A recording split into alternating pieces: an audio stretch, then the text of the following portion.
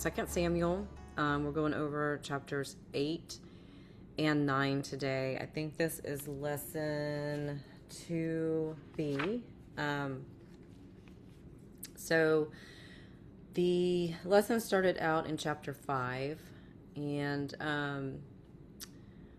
we had David's kingdom exalted for the sake of Israel, and then we have the Ark of God being brought into the city of David.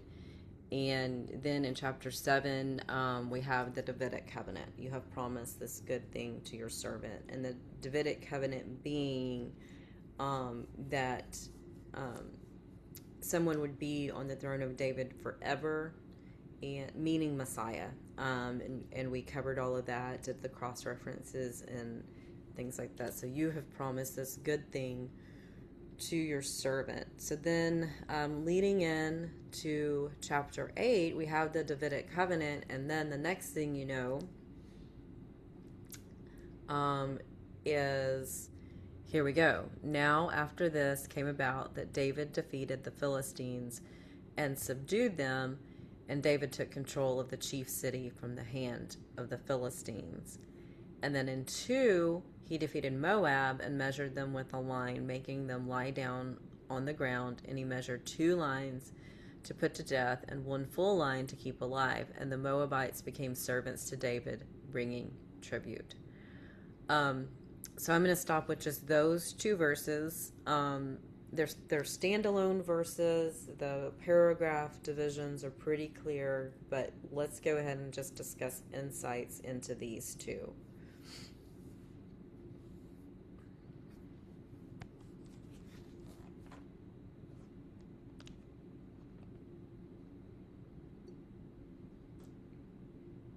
I don't think my microphone's on, right?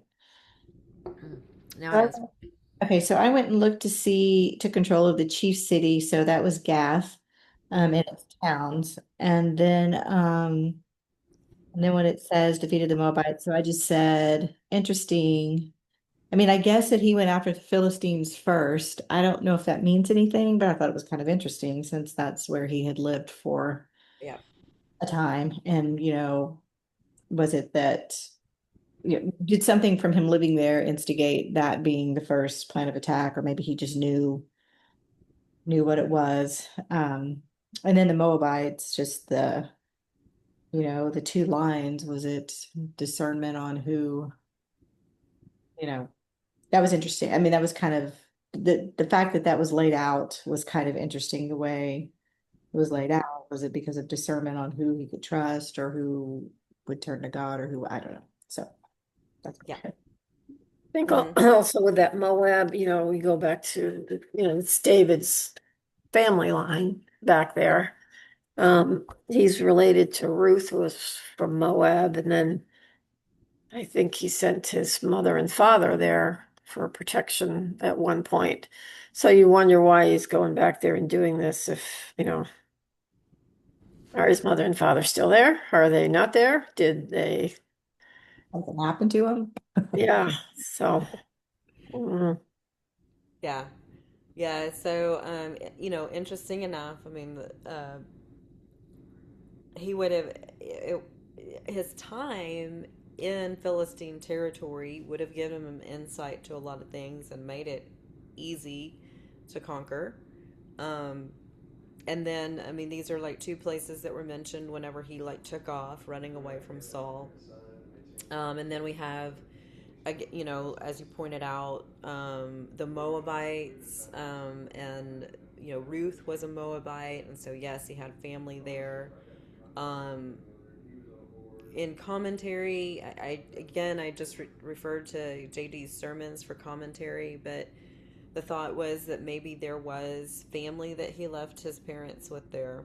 Um, and then yes, we see discernment as far as like who lived and who died, and then the people that were left were servants to David, and this was pretty common. Back in ancient times, a conquering king would come through, and he would.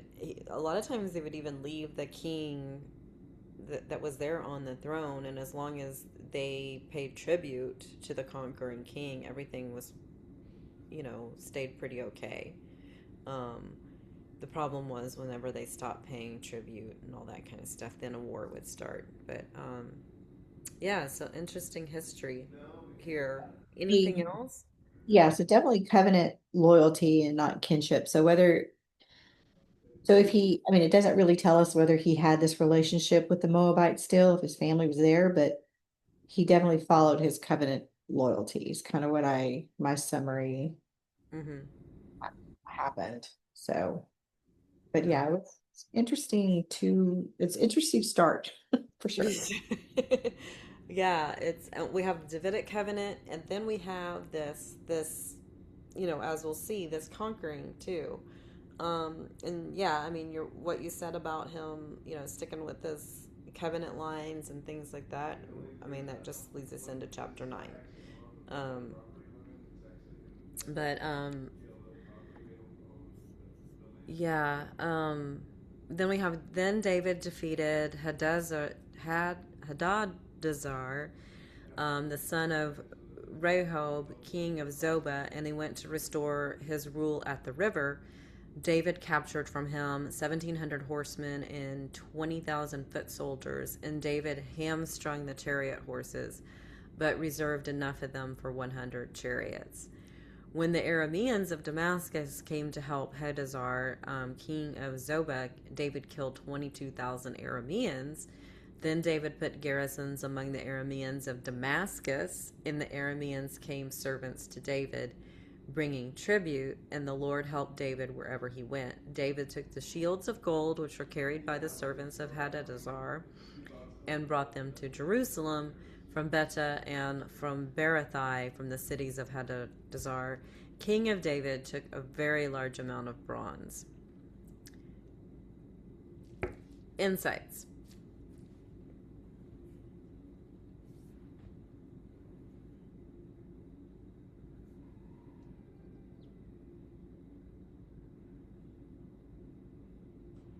I went on a deep dive because it came out of Joshua, and so I went into a deep dive on the chariots because Mm-hmm.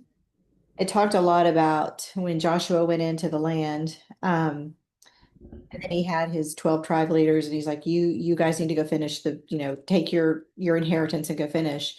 Well, there so many places it mentioned that they, did part of the job, but then they didn't want to go here because there were chariots, or they didn't want to go here because there were chariots. So it was interesting that I mean they truly had a fear of these chariots. So it's interesting now, here we are in Samuel, that David's like, okay, I'm doing away with these guys, but I mean, to me it was more of a, did they trust in God, or did they trust in chariot? Was it so it was kind of more of a, see, military, okay, why didn't he kept a few because they could be used probably on the land, so that's why he kept probably a few. But supremacy, is it chariots, is it God that we trust in, or is it the chariot? So I feel like he made a point of getting rid of those to show his trust in God. Mm-hmm. um, Yes.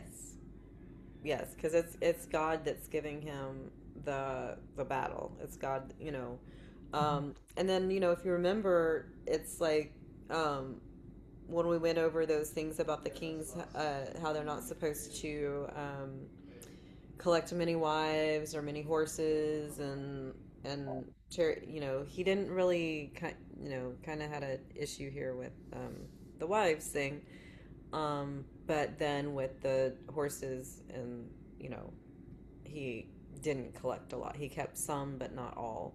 Um, It's funny because my mind went to AI, because I'm thinking, okay, so it's like, are you going to go to AI or with your answers? Or are you going to go to God, or for your questions? Are you going to go to God? I don't know why I likened it to, I'm thinking, okay, David's getting rid of this because he doesn't want people fearing it, or collecting them and saying, hey, I'm strong because I have chariots. He wants them saying, hey, I'm strong because I have God. So it was funny the way my brain did that. yeah. Um, Yeah, I mean it's true. I mean he's he's lined up right now, and we have the Davidic covenant, and then what's going here on here is just taking more of that promised land, and it's also pointed out that oh my gosh, is it like 800,000 miles of territory that is actually supposed to be Israel? Um, Why I does forget. 330,000 ring a bell to me? Okay, yeah, I would have to go back to that commentary to get the numbers, but it was like the numbers were pretty astounding. And Um, David actually took, I think, 33,000, which was the most I think that ever happened. And then I think right now they have like 8,000. It's something like that. I could be off on yeah, my, that's kind of what I yeah, remember. exactly. And then it's in the hundreds of thousands that, for some reason, 800,000 sticks in my mind, but that could be just not right. You could be. I don't know. But it's yeah, it's in the hundreds of thousands that is actually supposed to be their land. So, yeah, a lot of the Middle East. You see Syria coming up here with the mention of Damascus. Mhm. Um, so, I mean, it's kind of interesting when you look at this as far as like what he had to conquer. Um, yeah, I mean, the Promised Land takes up a lot of your Middle Eastern countries. So that's what's happening here. We have the Davidic covenant, and then David taking back these territories of the land that Israel is, or some of the land that Israel is supposed to have. Um, I did look up the garrisons because I was kind of curious. And kind of did, and they talked about being a military outpost and that they were major trade routes along these certain places where he was putting the garrisons just to keep um, the trade coming through, and it's kind of interesting. yeah, and there was a major trade route through Israel. Mhm. Um, yeah, so yeah, he was um, very strategic. So now, when Toy, king of Hamath, heard that David had defeated all the army of Hadaz, oh my gosh, can we get past this name? Hadadazar. Toy sent Joram, his son, to King David to greet him and bless him because he had fought against Hadadazar and defeated him. For Hadadazar had been at war with Toy, and Joram brought with him articles of silver, of gold, and of bronze.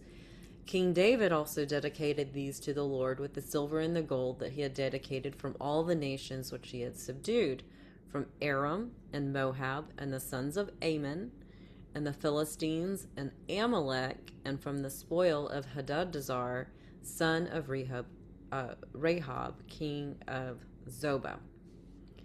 All right, insights into here.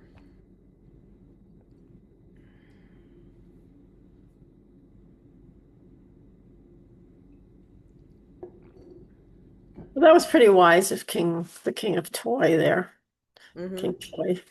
Um, it'll keeping David kind of on his side. Um,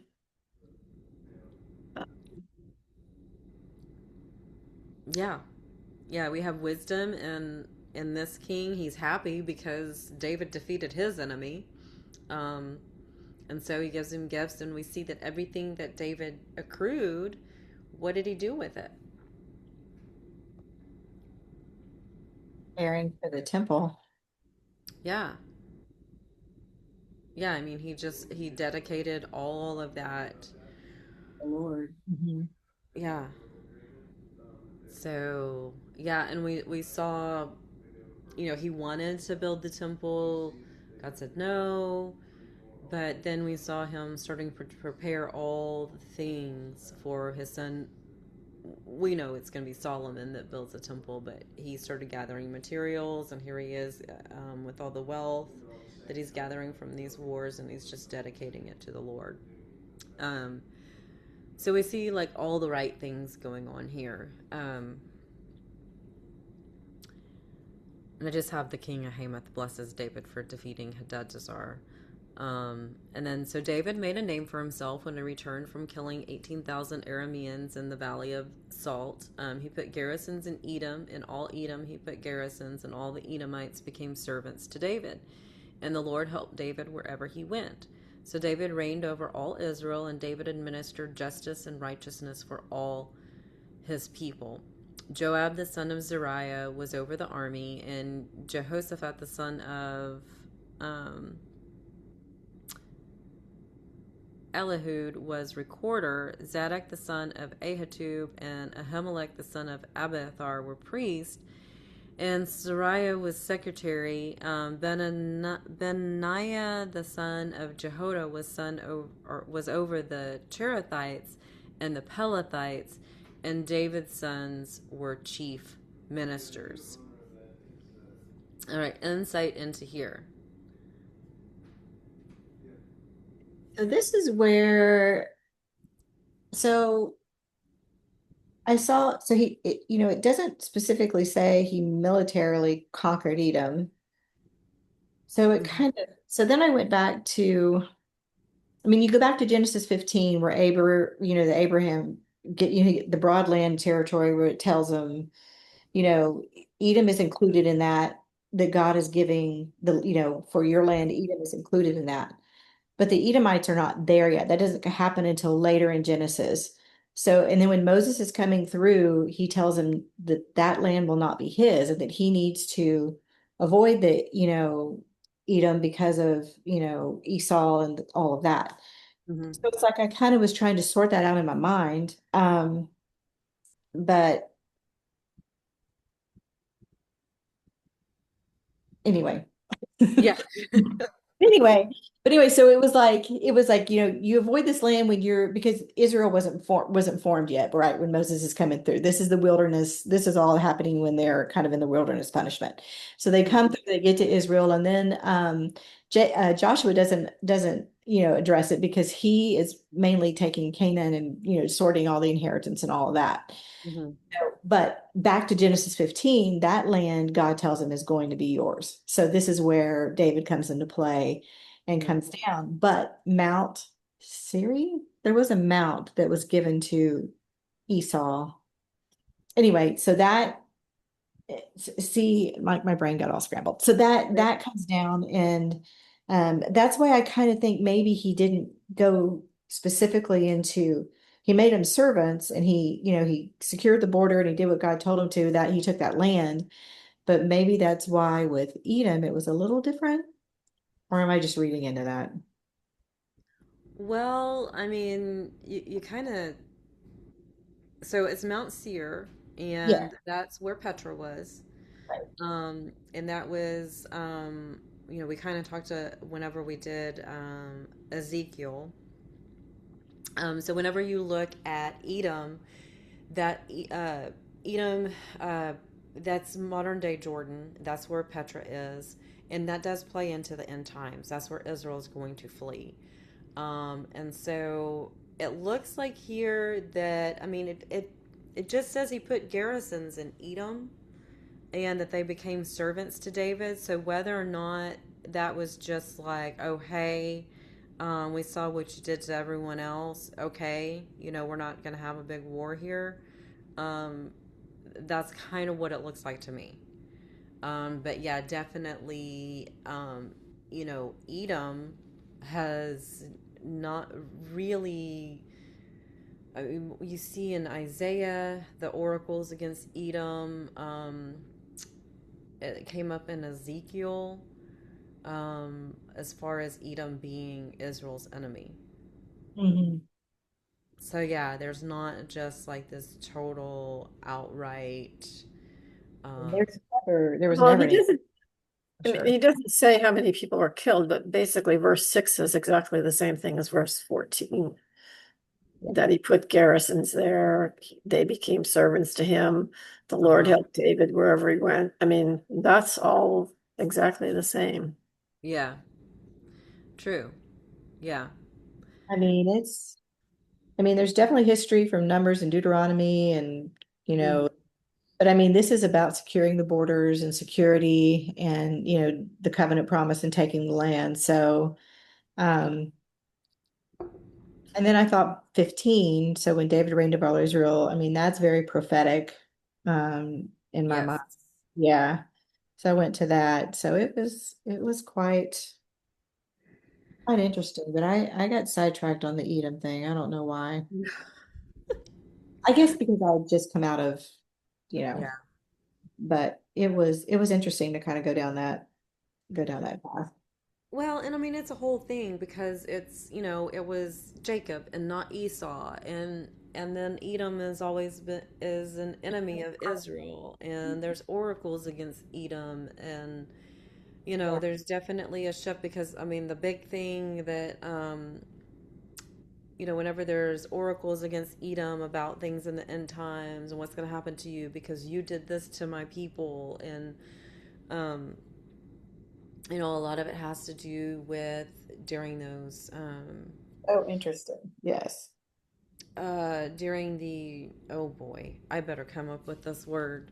Um uh hmm, the sieges of Babylon, how those nations reacted, and a lot of it had to do with taunting and saying aha, making slaves of the Israelites, just all kinds of things, just not treating them well. And Edom was definitely in that lot. Um, Yes. I did read that too. yeah. So, yeah, and I mean, Gloria does make a point that, I mean, even though it doesn't say anything about anybody being killed or a war or anything like that right here, it does say the same thing up here. So when So, I looked into that, where it specifically stated the garrisons, because that's where it kind of the same as Edom, yeah. that's where it came up with the major trade routes. So, it could be that too, is like those, you wanted to protect that trade because that was so that's where it came up. I did see that in both scenarios. Hmm. Yeah. Kind of Yeah. like Croatia.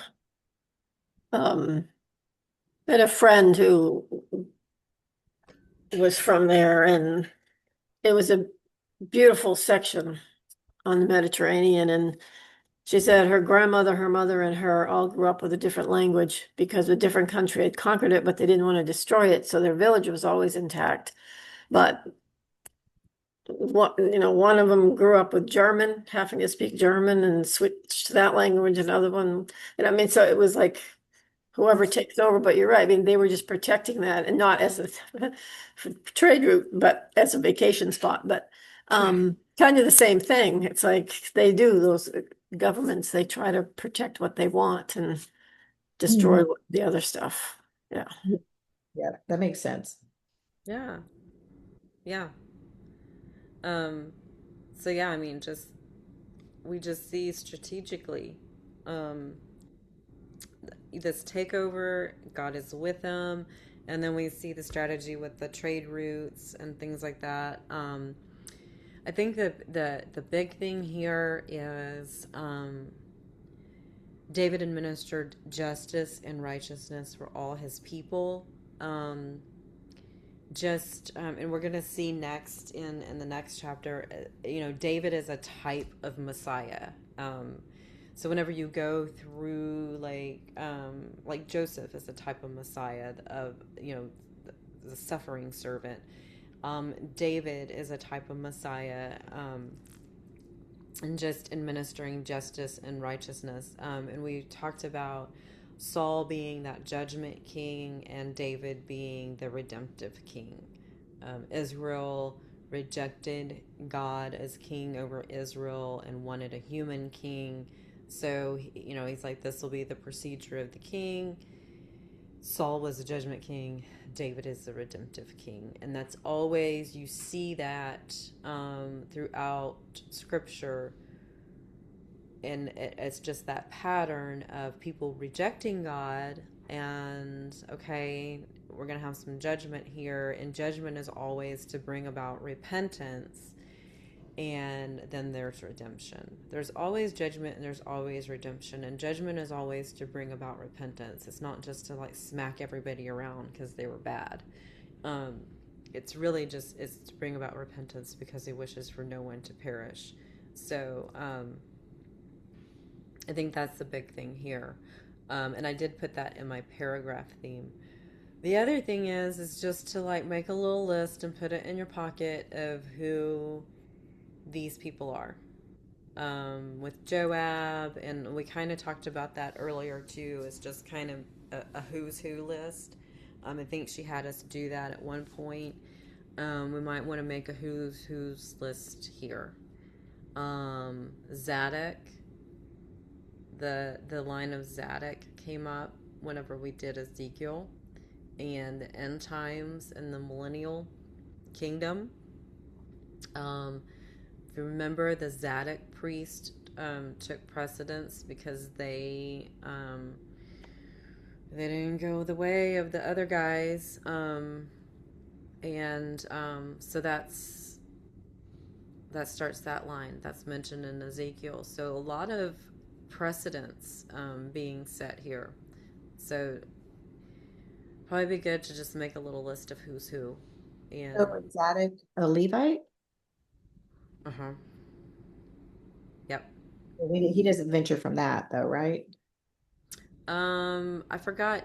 I mean, it's been so long since I did Ezekiel. I can't remember the line that it's like the Zadok priests are able to like minister close, but then this other line is they still get to minister, but it's kind of further away.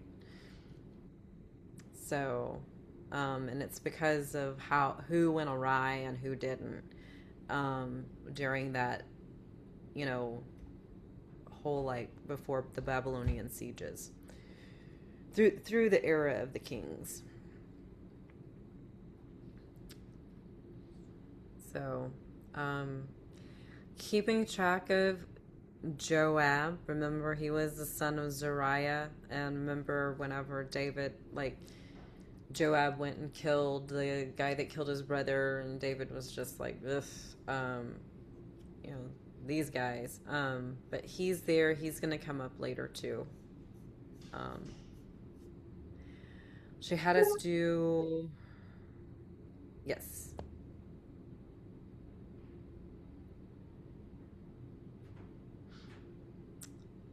She had us go through Psalm 60 and to for the choir director, according to Shuzan Udith, a miktam of David to teach when he struggled with Aram. Naharaim with the Aram, Zobah, and Joab returned and smote 12,000 of Edom in the valley of Salt. O God, you have rejected us, you have broken us, you have been angry, O restore us. You have made the land quake, you have split it open, heal its breaches, for it totters. You have made your people experience hardship, you have given us wine to drink that makes us stagger. You have given a banner to those who fear you, that it may be displayed because of the truth. Selah, that your beloved may be delivered. Save with your right hand and answer us. God has spoken in his holiness. I will exult. I will portion out Shechem and measure out the valley of Sukkoth. Gilead is mine and Manasseh is mine. Ephraim also is the helmet of my head, and Judah is my scepter. Moab is my washbowl. Over Edom I shall throw my shoe. Shout loud, O Philistia, because of me. Who will bring me into the besieged city? Who will lead me to Edom? Have you yourself, O God, rejected us, and will you not go forth with our armies, O God? O give us help against the adversary, for deliverance by man is in vain. Through God we shall do valiantly. It is he who will tread down our adversaries. So insights into Psalm 60.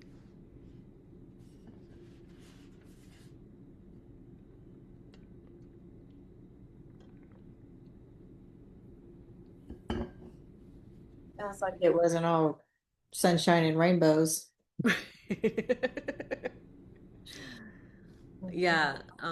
There's some hardships, kind of sounds like David's lament. I mean, did David write Psalm 60? Yes. It said a Okay. Mickham of David to teach. Yeah, I mean, and he was also coming out of, Saul. Like, I mean, and it took a bit, but it was, Mhm. you know, there was judgment against Saul, and, and it took a while for the kingdom, so to speak, to be united. And, now we see after this Davidic covenant, that the Lord, and he said this, you have given us a banner to those who fear you. That's military. The Lord is my banner. um and so, yeah, here we go. And then we see all the, uh Gilead is mine, Manasseh is mine, Ephraim is the helmet of my head, Judah is my scepter. All good things, right? All good parts of the arraignment. But Moab's a washbowl, and over Edom I shall throw my shoe. So you see, like, this contrast. Yeah. um, yeah. So, um, yeah, it wasn't all sunshine and rainbows to get to this point of the United Kingdom. And definitely Israel is coming out of judgment. They're being led by that redemptive king. They're taking over more territory, and enemies are being squashed. So, anything else before we move on to chapter 9?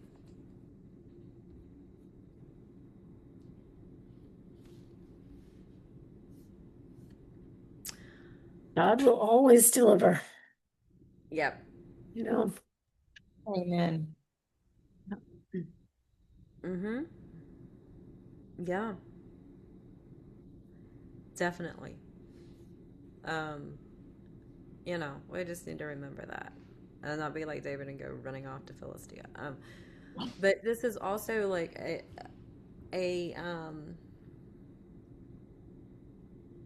we kind of go our own way and do our own thing. Kind of like David, we have our little times, and but it also just shows God's hand and God's providence, and He can even use those times when we kind of go off on our own way, um, you know, for other times when we're kind of like when we're aligned with God and within His will, because we see that He was able to gather information in Philistia, and also Moab, as far as that insight as far as who to keep and who to not. Um, so we do see God's providence through everything. So I just have David defeated his enemies and reigns, I should put an S, over all Israel, all being key. Um, so then chapter 9. Whew. Um, so then David said, is there anyone left of the house of Saul that I may show him kindness for Jonathan's sake? Now there was a servant of the house of Saul whose name was Ziba, and they called him to David. And the king said to him, are you Ziba? And he said, I am your servant. The king said, is there not yet anyone of the house of Saul to whom I may show the kindness of God? And Ziba said to the king, there is still a son of Jonathan who is crippled in both feet. So the king said to him, where is he? And Ziba said to the king, behold, he is in the house of Machir, the son of Amiel, in Lo Debar.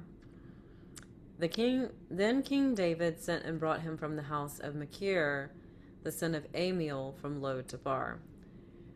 Mephibosheth, the son of Jonathan, the son of Saul, came to David and fell on his face and prostrated himself. And David said, Mephibosheth, and he said, here is your servant.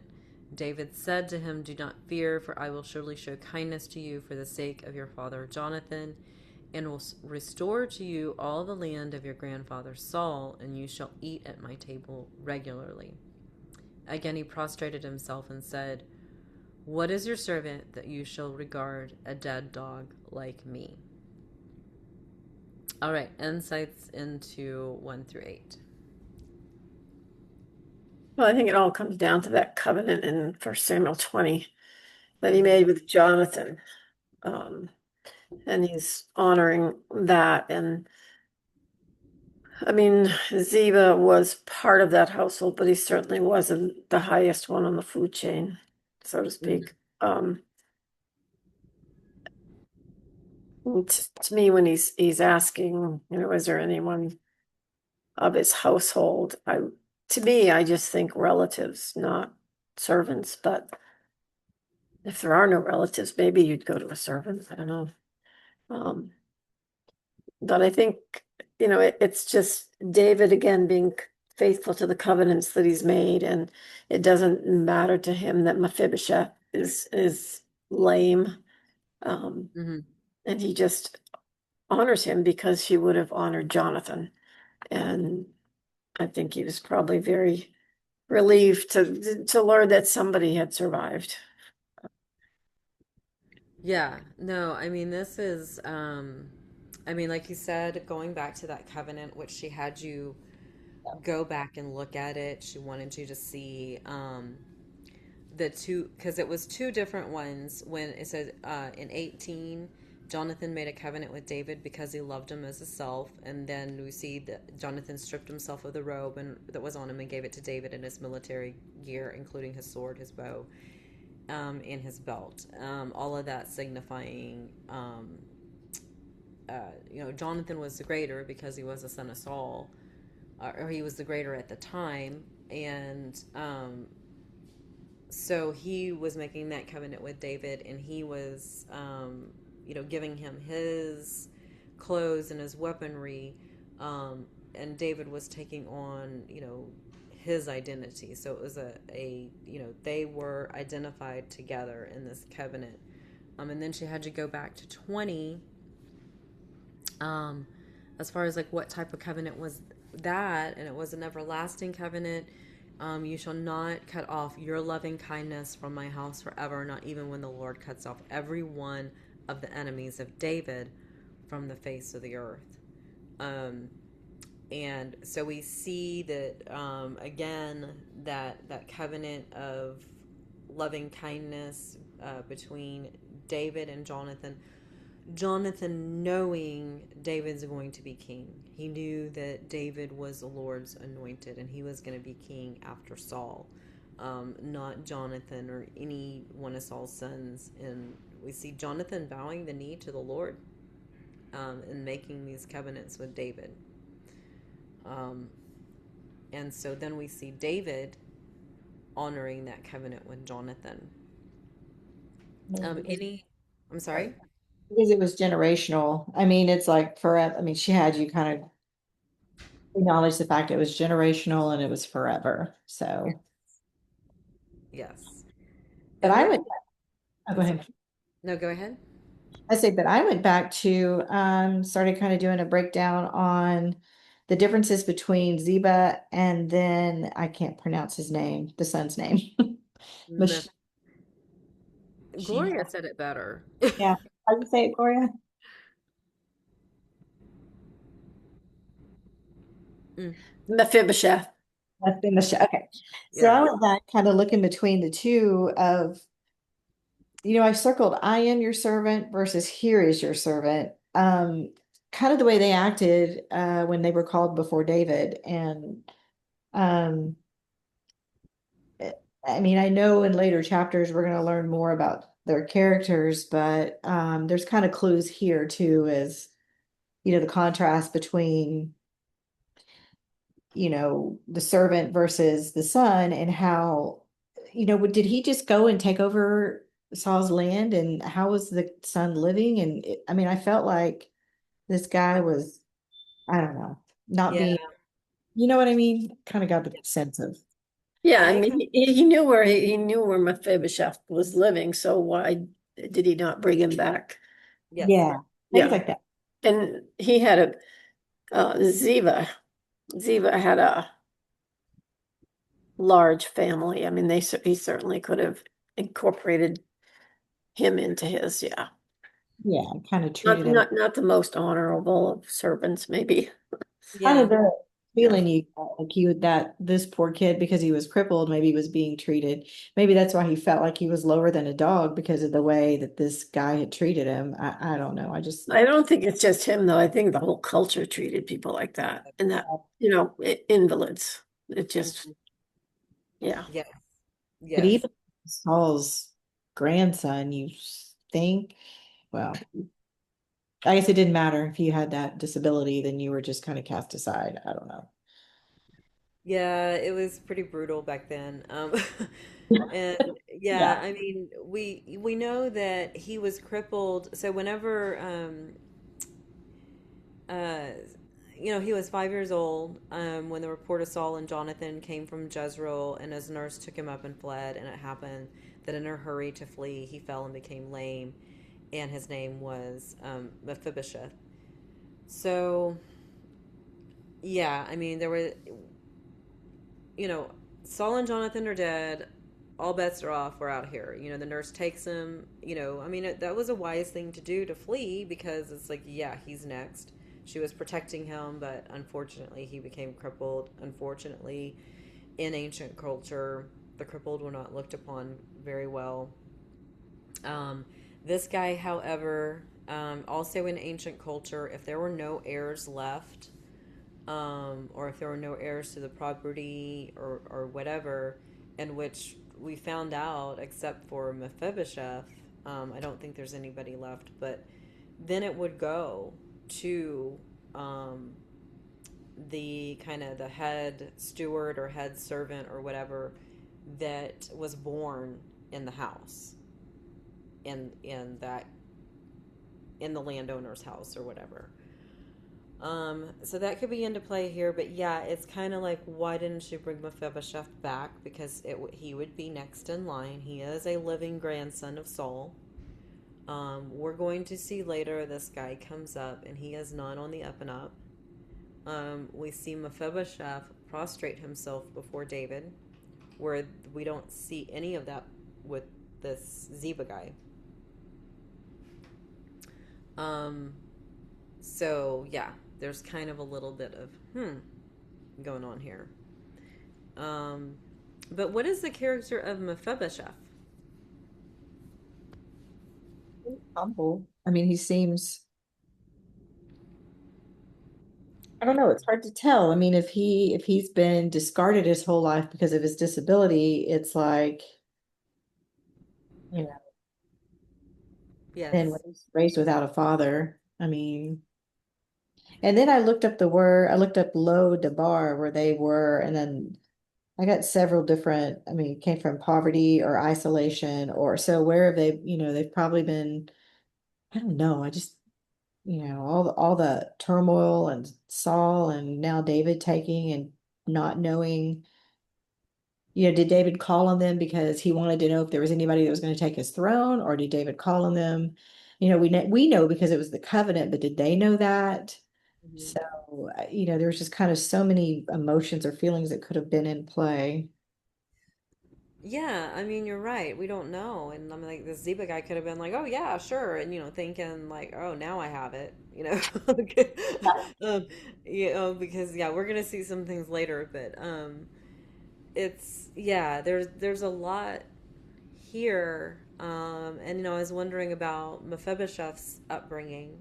I, I was thinking, Jonathan was definitely a man after God's own heart. And I think that the people that he would have had as his servants and in place in his family and his wife would have been godly people as well. I feel like that too. Yeah. Does it ever mention his wife or? Yes. Well, no, not Jonathan's wife. Um, I don't think there is mention of his wife. Um, so yeah, she's not mentioned, but I was thinking about the nurse, because the nurse is the one that took him. So there is no mention of Jonathan's wife as far as I can remember. There wasn't the show, The House of David. I like that. Um, Liked her in there, but I haven't seen her in the Bible. yeah. Well, in the TV show, no. Um, so yeah, but I mean, Mephibosheth is just so humble, and he calls himself a dog. And I looked that up, and it's like the worst possible slur. Um, it's just this is a beautiful story. Mhm. This is just here's little Mephibosheth. He's crippled. He is the grandson of King Saul, first king of Israel, and he's off. And so Lo Debar, the connotation is just from the middle of nowhere, Mhm. just from nowhere. Just you know, you know how like we kind of like write off small towns, and they're Yeah. just in the middle of nowhere. There's nothing going on. There's nothing, nothing to see here. Poverty And perhaps too, so that kind of tells you.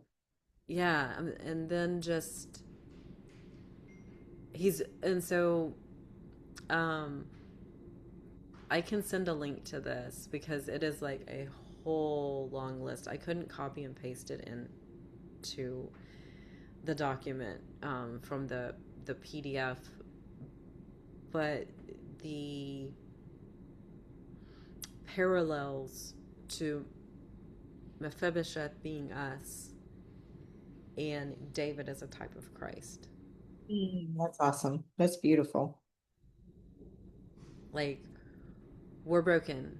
We're, this, we're that. We're separated. We're and then we're brought into the kingdom. And we eat at the king's table. We're under his banner.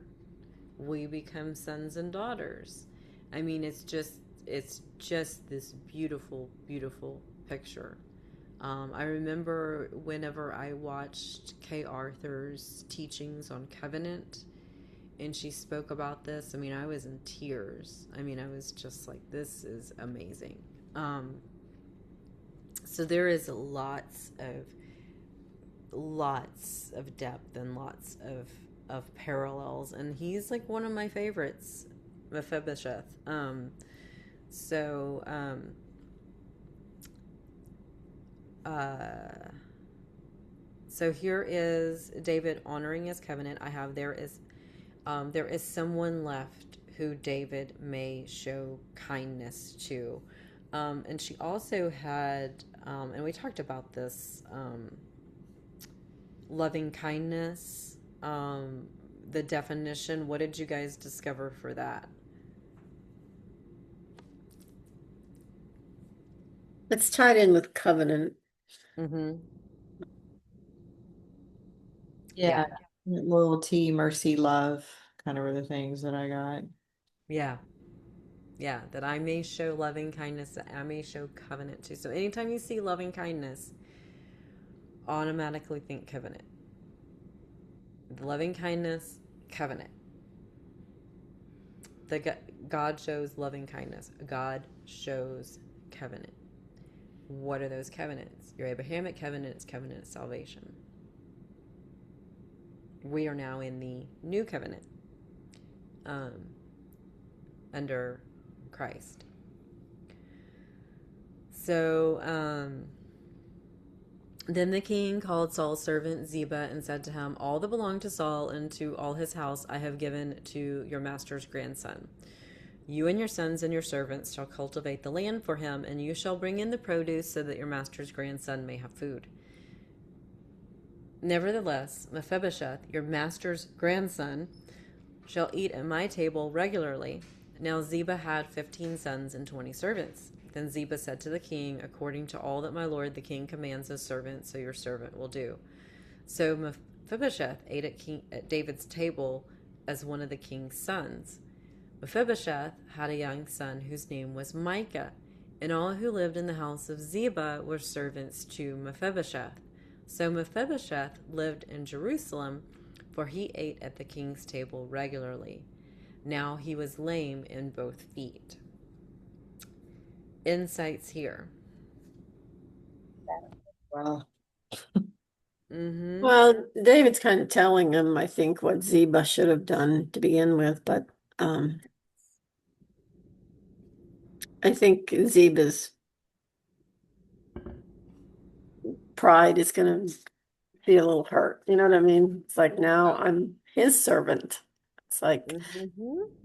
and he maybe had aspirations of a bit higher Yeah. view with David. Yeah. Yeah, I mean, obviously, with Saul's death, he took over the land, and now he has servants, and yeah, Kind and of a reversal. Yeah. yeah, David's choice of words, um, interesting. Yes. Uh-huh. Um, and I don't know if Ziba had more than one wife. If he only had one wife, I'm like, oh, 15. Just the sons, right? I mean, Yeah, just the could have sons. been I'm like, more. whoo. Uh, yeah, but mm, Actually, it sounds like Northern Maine family like 2 generations ago. It's nothing to have 24 kids. yeah, Oh, I Yeah. I couldn't have. I don't. yeah, Goodness, that's a lot. yeah. So definitely he was establishing the House of Ziba. Um, so, uh, yeah, It did mention that he was in possession, or he had some of Saul's. I don't know if it meant land or if it meant, or what of Saul's he still had, or there still was. I was kind of confused on that. yeah, it seemed to me like the land, like the estate. Wherever this place was, I guess some of it he Yeah. claimed or belonged to, so I don't know, but it was kind of, Yeah, I think naturally and legally it just well, it should have gone to Mephibosheth, but kind of, yeah. yeah, Mephibosheth was off somewhere. He didn't call Mephibosheth back. Even though he was lame, we see that he did get married and have a son. Yeah, I did see that too. Yeah. So, And it um, may be that, I mean, there would have been a lot of confusion at the first. It yeah. may be that at first they didn't even know if he made it out. Hmm. I mean, I'm sure the nurse was trying her best to protect him and Hmm. um, you know, I mean, obviously Ziva found out at some point, but he may not have known right at the beginning.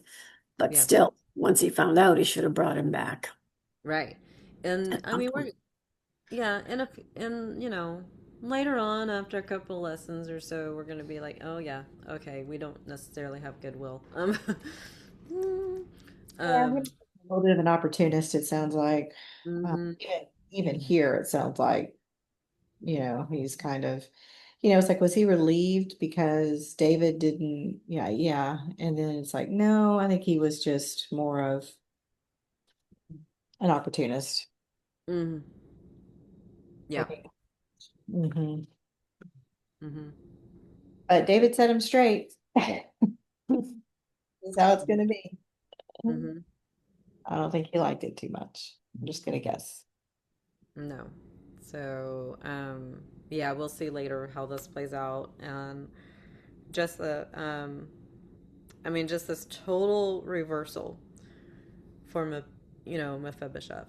Just and it's just a picture of Mephibosheth is us, and with David being a type of Christ, it's just a picture of you know Oh, yeah. yes, Covenant promise. It's just, yes, and that we have a seat at the king's table, always. um, and the reverse.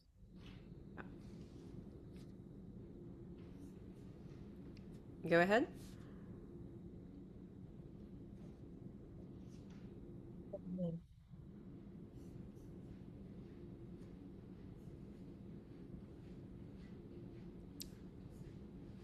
Um, So I have 1 through 8. There is someone left who David may show kindness to. 9 through 13. Mephibosheth lived in Jerusalem and ate at the king's table. And then for my chapter theme, I have for the sake of Jonathan. Any other insights before we close up this lesson?